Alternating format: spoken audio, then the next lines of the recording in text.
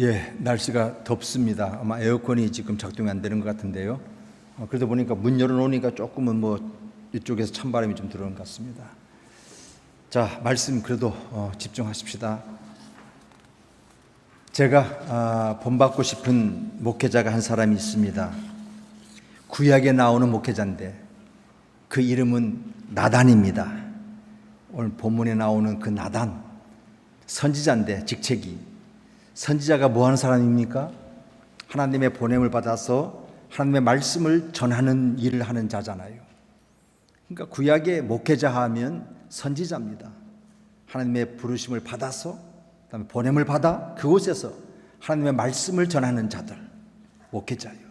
그래서 제가 존경하고 본받고 싶은 목회자 나단 선지자입니다. 그래서 오늘 본문 12장 1절은 이렇게 시작합니다. 여호와께서 나단을 다윗에게 보내니, 여호와께서 나단을 다윗에게 보내니. 선지자는 하나님께 보냄받았다고 하는 이 확신, 이 소명에서 사역을 하는 것입니다. 여러분, 이 소명, 이 소명에 대한 확신이 없으면요, 사역을 제대로 할 수가 없습니다. 골라가는 거잖아요. 자기가 아닌 거예요. 하나님께서 가라 하면 순종하고 가는 겁니다. 언제나 어디에서나 누구에게나 말씀을 전하는 사역을 감당하는 게 선지자요 목회자입니다. 이제 나단이 왕 다윗에게 보냄받아 가서 말씀을 전합니다. 여러분, 어떤 말씀을 전합니까? 지금 왕의 잘못을, 다윗 왕의 잘못을 지적하는, 그래서 하는 말씀 가지고 지적해야 되는데 얼마나 밤잠 못 잤을 것 같아요. 왕이잖아요, 대상이.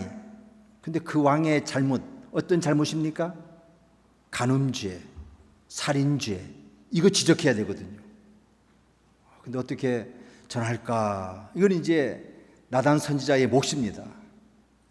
그런데요, 어떻게 전했는지 그 설교가, 한 말씀 전하는 그 가운데서 이 다윗이 코꾸라지는 겁니다.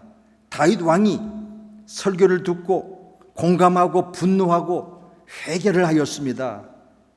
그런 의미에서 이 나단 선지자는 참 뛰어난 설교가다, 영성가다, 목회자다. 제가 이렇게 목회자로서 본받고 싶은 사람이다라고 제가 전제한 겁니다. 나단 설교를 듣고 나서 다윗 왕이 회개합니다. 다윗은 하나님 앞에서 눈물을 흘리면서 죄를 고백합니다. 그런데요, 어떤 방식으로 설교를 했는가? 여러분, 설교 방식도, 설교도 어떻게 하는 것인가 여러 종류가 있습니다만은 이 나단의 설교 방식은 요새 설교학에서, 요새는 아니지만 벌써 이미 내러티브 프리칭, 세상에서는 스토리텔링, 이야기로 설교를 한 겁니다. 비유를 들어가면서. 여러분, 이야기가 참 중요해요. 요새 보세요. 모든 인터넷 어디를 보나 다 그 이야기 중심으로 모든 게 진행되고 있다는 사실 아십니까? 우리가 어렸을 때 이야기, 동화, 그 당시에 시각적인 게 많지 아니에요. 드라마도 다 라디오를 통해서 듣습니다. 나름대로 그 이야기, 그 구성을 따라서 나름대로 그림을 떠올리고 또 이미지를 떠올리면서 이야기의 파워는 상당히 큽니다. 감동이 어디서 옵니까? 그 사람의 이야기 듣는 가운데서 공감이 되고 또 긍휼한 마음도 생기고 분노도 생기고 막 이렇게 생기잖아요. 그 이야기가 그만큼 힘이 있다는 얘기입니다. 나단은 이야기란 방식 가지고 다윗 왕에게 나아가서 죄를 지적하는 겁니다. 정죄하고 비난하지 않았습니다.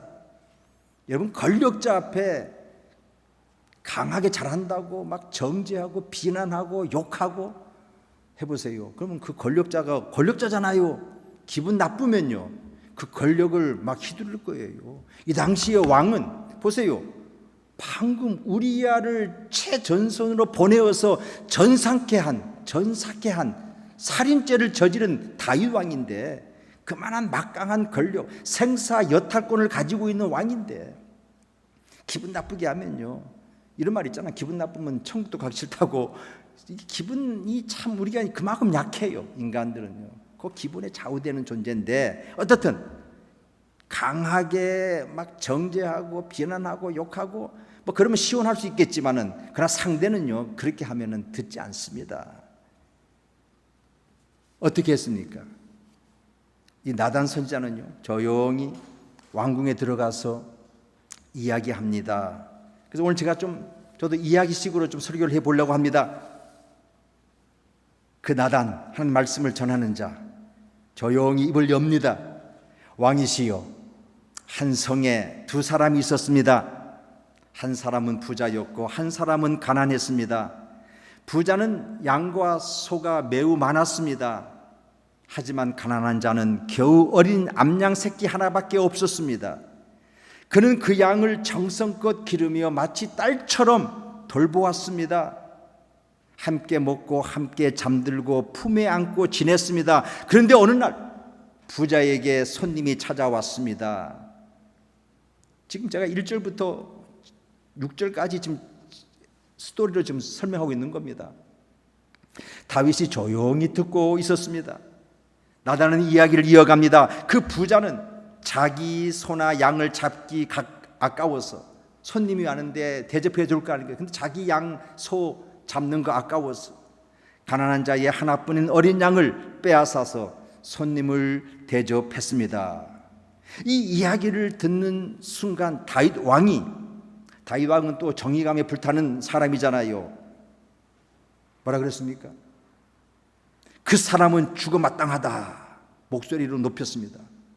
그리고 그런 일을 행한 자는 4배로 갚아야 한다. 그는 긍휼함도 양심도 없는 자다. 그 순간 이 나단 한마디를 던졌습니다. 단호한 외침을 잠시 잠재우고 나단이 조용히 그러나 분명하게 말합니다. 그 사람이 바로 당신입니다. 그 순간 시간은 멈춘 듯 했습니다. 다윗은 말문이 막혔습니다. 모든 숨이 멎고 다윗 왕은 진실을 직면하게 되었습니다. 다윗은 왕이었지만 하나님 앞에서는 죄인이었습니다. 하나님은 그가 범한 죄를 알고 계셨고 다윗의 자기 의와 자기 위선의 장막을 이 한마디로 찢어버리셨습니다. 그 사람이 바로 당신입니다. 여기서 하나님의 사람 나단은 다윗 왕의 죄를 비난하거나 정죄하지 않았습니다. 그는 비유와 진실의 칼날로 다윗의 가슴을 찔렀습니다. 그리고 그 칼끝에서 다윗의 회개가 시작되었습니다. 당신이 그 사람입니다. 궁전 안의 공기가 무거워졌습니다. 나단 선지자의 말이 던져진 순간 다윗은 숨이 멎었고 그의 내면은 철저히 무너져 내렸습니다. 그 순간 다윗 왕자가 다윗을 지켜주지 못했습니다. 다윗의 권세도 업적도 사람들의 칭송도 자신의 죄 앞에서 아무 의미가 없었습니다. 나단은 계속해서 하나님께 주신 말씀 선포합니다. 이제 오늘 말씀 본문 시작이에요. 7절 말씀. 7절에서부터 9절 내용을 제가 간단히 소개해 봅니다.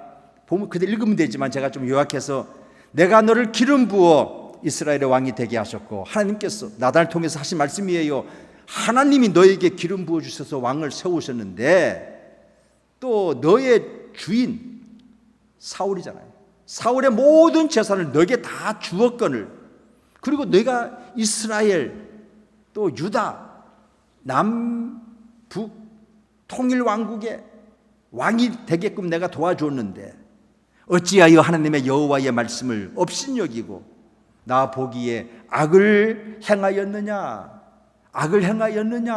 지난주에 본문에도 나오고 오늘도 또 나오고 2번 나오네요. 하나님 보시기에 심히 아름다웠다, 좋았더라 돼야 되는데 하나님 보시기에 심히 악을 행하였다.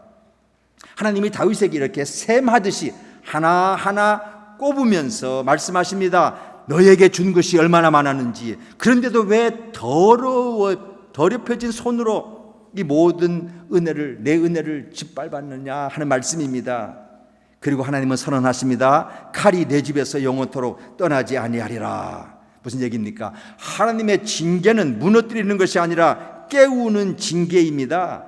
다윗의 신앙이 다시 하나님의 은혜 위에 서기 위한 불의 칼이었습니다. 여러분, 이런 나단의 하나님의 말씀을 전하는 이 지적 앞에서 다윗 왕은 한마디 합니다. 13절입니다. 한마디.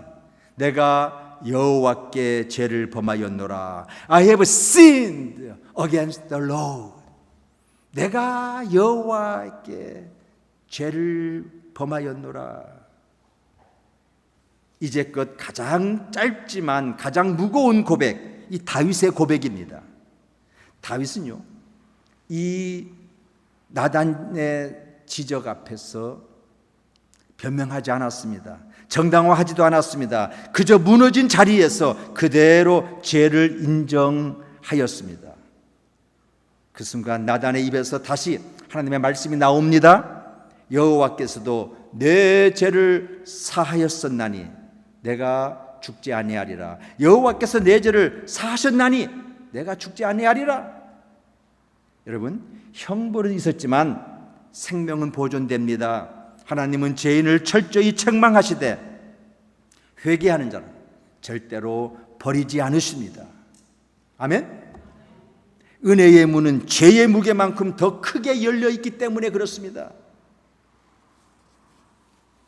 그러나 죄의 결과는 남습니다. 여러분, 죄 용서 안 받아도요, 죄의 결과는 남는 거예요.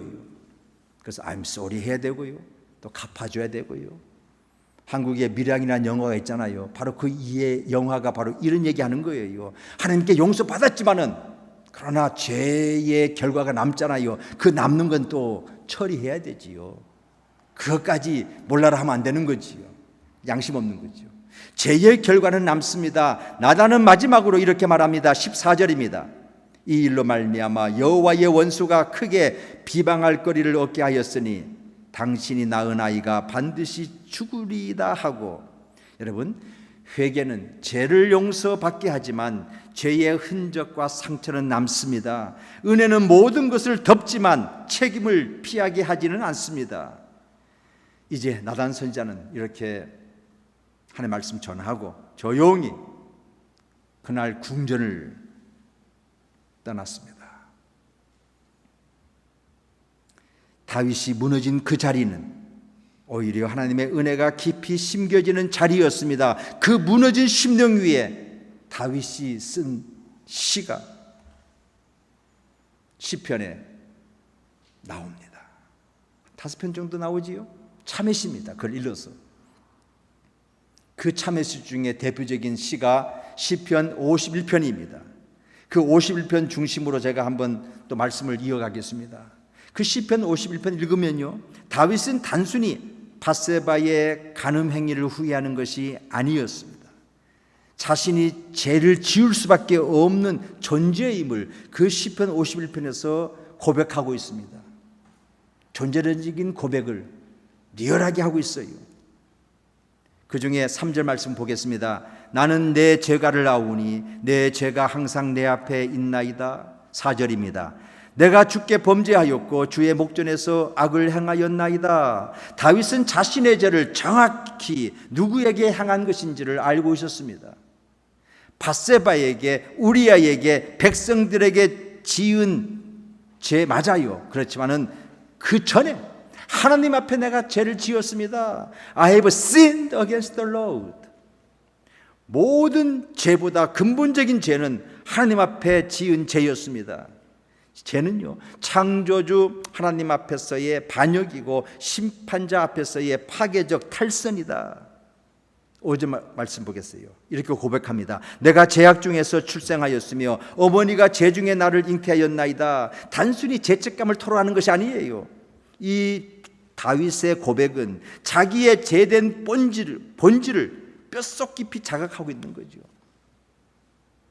지난주 설교 제목이 뭡니까? 다윗의 죄, 인간의 실체를 말하다. 그럼요, 인간의 실체가 이렇다는 거잖아요.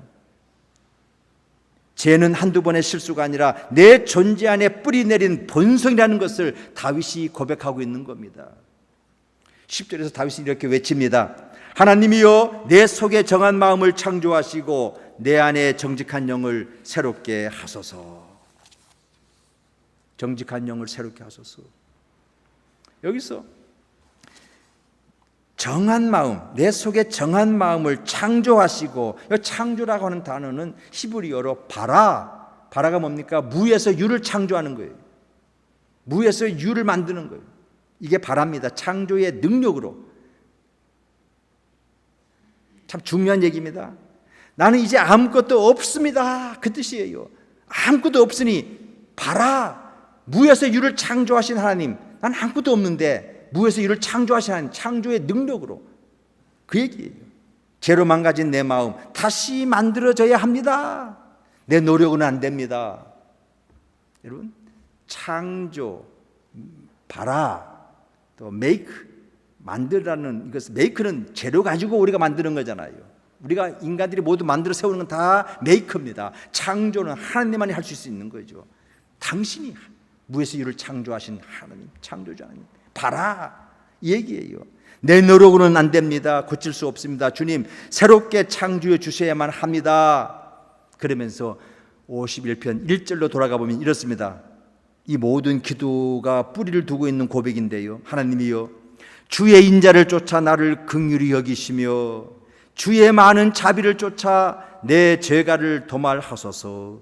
여러분, 다윗은 처음부터 끝까지 한 가지 붙들고 있습니다. 주의 인자와 주의 자비입니다. 이걸 그냥 쉽게 말씀드려서 히브리 말로 헤세드, 주의 인자, 주의 자비, 사랑의 깊은 개념입니다. 그 사랑으로, 그 은혜로 나의 죄를 도말하옵소서. 죄를 지우는 지우개는 자기 반성도 자기 각성도 아닙니다. 죄 지은 사람들 세상에서 후회하고 각성도 하고 반성도 하지 않습니까? 근데 그 죄가 아니에요. 그 죄를 도말할 수 있는 분은 하나님밖에 없다는 말씀이에요. 하나님의 자비만이 죄를 덮고 씻고 없앨 수 있다는 말씀. 그래서 용서도 회복도 새로움도 오직 하나님에게서만 온다는 사실, 하나님께서 온다는 사실. 아멘. 죄의 용서는 하나님에게서만 온다. 죄는 하나님께 대한 것이기 때문에 용서도 하나님께로부터만 와야 되는 거죠. 죄는 단순한 잘못이 아닙니다. 죄는 하나님과의 관계가 무너진 상태입니다. 그 관계가 어떻게 무너졌지요? 지난주 말씀 또 연결시키면 선악과를 따먹는다는 게, 오늘의 선악과 따먹는다는 게 뭡니까? 내가 하나님처럼 행하고 내가 하나님이 돼야 되겠다. 내가 하나님의 자리에 앉아서 하나님처럼 말하고 하나님처럼 되고자 하는 거, 그게 선악과 따먹는 거잖아요. 그게 유혹이에요. 그래서 관계가 깨어지는 거예요. 하나님은 하나님 되게 하셔야 되고 하나님께서 계시는 그 자리에 내가 앉아있으면 안 되지요. 그 자리를 내가 앉아있는 게 관계가 깨어지게 되어졌다. 이게 선악과를 따먹은 얘기다. 진정한 용서는 사람의 위로나 스스로의 반성에서 오는 것이 아니라 하나님으로부터 온다고 한 사실 믿으시기 바랍니다. 다윗의 고백은 이제 절정으로 이어집니다. 시편 51편 17절 말씀, 하나님이 구하시는 제사는 상한 심령이라. 여러분, 하나님이 구하시는 제사는, 하나님이 구하시는 예배는, 우리가 행하는 것은 뭔지 아세요? 상한 심령이라. 상한 심령, 우리가 많이 들은 가사잖아요. 찬양에 용어잖아요. 상한 심령. 상한 심령을 쉽게 말씀드리면은 이런 거예요. 예수님께서 8복을 말씀하셨는데 첫 번째 복이 뭔지 아세요? 심령이 가난한 자는 복이 있나니 할 때 그 심령이 가난한 거, 가난한 심령이 바로 상한 심령이에요. 나는 아무것도 할 수 없습니다. 항복하는 그 심령. 나는 이제는 망했습니다. 나는 아무것도 할 수 없습니다. 그 얘기예요. 그걸 항복한 상태의 마음 상태, 하나님 앞에서, 이게 바로 상한 심령입니다. 하나님 없이는 아무것도 나는 할 수 없습니다. 바로 여기에 어떤 복이 임한다고요? 심령이 강한 자는 복이 있나니 천국이 저희 것임이니라. 하나님이 원하시는 것은 상한 심령입니다. 곧 무너진 영혼으로 드리는 진심의 회개라는 말입니다. 이 상한 심령으로 다윗은 엎드린 것입니다. 하나님의 용서를 구하는 마음인데 하나님의 용서는 내 의로 되는 거 아니에요. 상한 심령의 반대는 내 의로 가득 차 있는 거예요. 내 능력으로, 내 어떤 크레딧으로, 내 의. 상한 심령의 반대는 바로 내 의가 충만한 것을 말하는 것입니다. 어떤 사람이 그래요. 목사님, 다윗이 지금 간음죄도 살인죄도 지었는데 지난주 언급했던 동성애 문제하고 같은 죄 아닙니까? 모든 죄와 동성애 죄와 똑같은 거 아니에요? 왜 동성애 죄만 그렇게 유독이 강조하십니까? 이렇게 가끔 우리가 질문을 하기도 하고 받기도 하잖아요. 잘 들어보세요. 어떤 차이가 있는지. 왜 동성애를 유독이 다루고 있느냐 하면은 고린도전서 6장 9절에서 11절 말씀 잘 들어보세요. 세 번역으로 제가 읽습니다. 착각하지 마십시오. 음행을 하는 사람들이나 우상을 숭배하는 사람들이나 간음을 하는 사람들이나 여성 노릇을 하는 사람들이나 동성애를 하는 사람들이나 도둑질하는 사람들이나 탐욕을 부리는 사람들이나 술 취하는 사람들이나 남을 증상하는 사람들이나 남의 것을 약탈하는 사람들은 하나님의 나라를 상속하지 못할 것입니다. 무슨 얘기예요? 하나님 나라를 상속하지 못할 것이다. 천국 못 들어간다. 그건 좀 차지하고요. 어떻든 하나님 나라 들어가지 못한다. 이건 심각한 문제잖아요. 이걸 지금 강조하는 거예요. 이 본문은 구원론에 관한 건 아니지만은 하나님 나라에 들어가지 못한다. 받지 못한다. 근데 그 앞에 뭐가 있어요? 죄의 리스트를 나열했잖아요. 동성애하고 또 여성 노릇하는 거, 그거하고 다른 모든 거하고 동일시하고 있잖아요. 그죠? 이거 한 20년 전만 하더라도요, 그건 다 잘못이다라고 한 동일한 죄로 모든 예수를 믿든 안 믿든 모두가 다 인정하는 그런 시대였어요. 그런데 보세요. 다시 음행, 간음, 우상, 도둑질, 탐욕, 술 취함, 남을 증상하는 것, 남의 것을 약탈하는 것, 이건 예수 안 믿는 사람들도 밖에 사람들도 이건 잘못된 것이고 그건 죄라고 다 말하잖아요. 근데 지금 보세요. 그 똑같은 죄의 리스트에 있는 두 개만, 여성 노릇하는 사람들, 동성애 하는 사람들, 그 두 개만 제외시키고 이건 죄가 아니다라고 할 적에 그래서 문제 삼는 거예요. 죄라 하면 문제 삼을 이유가 없잖아요. 그 두 개만 여기서 빼가지고 죄가 아니다. 그래서 이걸 강하게 문제 삼는 거다 하는 얘기입니다. 왜 그 두 개만 빼지요? 한 말씀에 있는데 다 거기에 다 죄라고 잘못된 것이라고 다 인식하고 있는데 그 두 개만 아니라고. 여러분, 동성애도 죄가 아니라고 주장하는 것은 기독교 용어로 자기 의를 드러내는 것이에요. 자기의 행위가 옳다고 하는 것이 자기 의입니다. 여러분, 회개는 다른 거 없어요. 상한 심령으로 자기 의를 버리는 것입니다. 하나님은 상한 심령을 결코 외면하지 않으십니다. 아멘. 기독교는 죄의 용서가 복음의 진수입니다. 제사함 받는 은총을 부정하면 기독교는 성립하지 아니합니다. 그러므로 제사함은 모든 사람들이 언제나 겸손히 하나님 앞에 나아가 모든 간구를 하기 전 가장 먼저 구해야 할 하나님의 은혜입니다. 다윗이 자신이 아무 쓸모없는 죄인임을 인정하고, 그리고 그리고 마지막에 이 말씀하신 거예요. 하나님께서 구하시는 제사는 상한 심령이라. 나는 아무것도 할 수 없습니다. 항복했어요. 이제 그때 하나님의 은혜가 임하는 거예요. 그때에 천국이 임하는 거예요. 그때에 하나님 나라가 이루어지는 것이다. 진짜 신앙을 제대로 하기 원하십니까? 그렇다면 늘 이 구호를 우리 가슴에 새겨야 됩니다. 자기 의가 아닌 하나님의 은혜로. 한번 따라 하시겠습니다. 자기 의가 아닌 하나님의 은혜로. 한 번 더 하시겠습니다. 자기 의가 아닌 하나님의 은혜로. 다 같이 기도하시겠습니다. 주신 말씀 떠올리시면서 떠오르는 거 붙드시고 우리도 상한 심령으로 하나님 앞에 우리의 죄를 쏟아 놓으십시다. 하나님이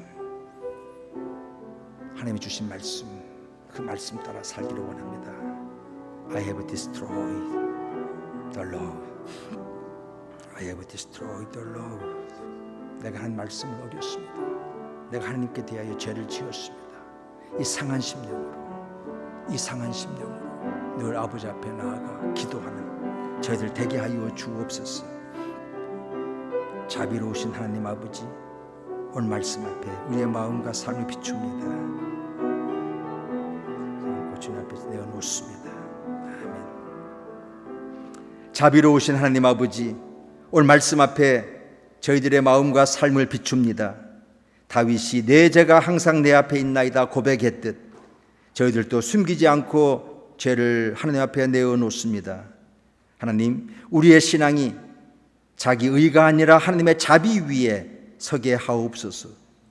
제사보다 상한 심령을 기뻐하시는 하나님, 저희 속에 정한 마음을 창조하시고 정직한 영을 새롭게 하여 주옵소서. 우슬초로 정결케 하시는 주님, 오늘 저희도 하나님의 백성으로 다시 세워주시고 제사함의 기쁨으로 주님을 찬송하는 새 노래를 저희들 입에 두게 하옵소서. 예수님의 이름으로 기도하옵나이다. 아멘.